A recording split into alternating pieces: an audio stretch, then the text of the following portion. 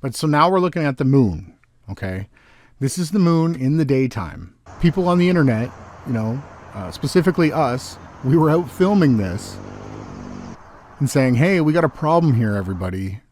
We're seeing the moon in the sky and it's got blue behind it and in it.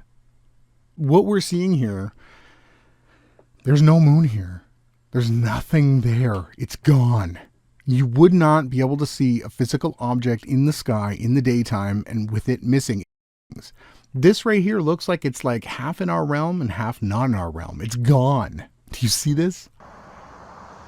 It's incredible, people. And it was created this way so we would be able to keep track of the calendar. This is a timepiece in the sky. This is what's called a texture. It was a texture that was applied, just like we would do in a 3D modeling program, that gives the moon her face.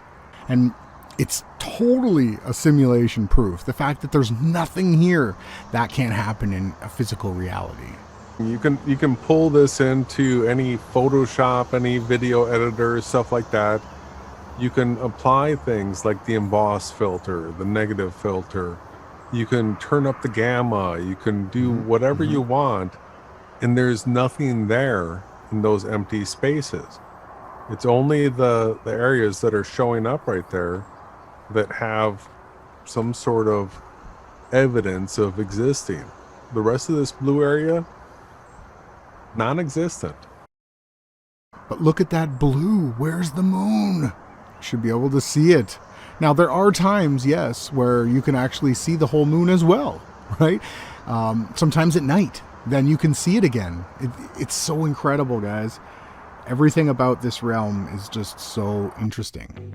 When you see the moon with the daylight in the daytime, the blue sky actually becomes the moon. Where the parts of the moon are supposed to be is completely disappeared.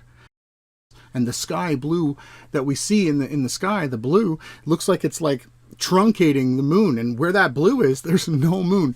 This would never be possible if we lived in an atomistic world where the moon was a solid rock. No matter how much you zoom in and out, you can't bring the moon back. It's gone. It's not there, right? Interesting point that Yahweh's daughter brought up in the chat. And if the moon was that far away, it would pixel out before you could get any clarity. She is 100% true. The P1000 and the P900, it only has like a less than 10 mile range where you're even able to focus things, right? That's why we say that everything is super local.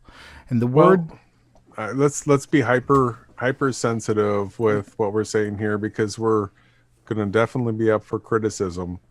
The longest focal length lens ever made was a 5,000 millimeter Canon fixed lens that said it had the ability to work within 50 miles. All right, so what happens with a camera is everything at a certain distance is supposed to stay in focus, but we have no examples of being able to see something 50 miles plus. Not in focus.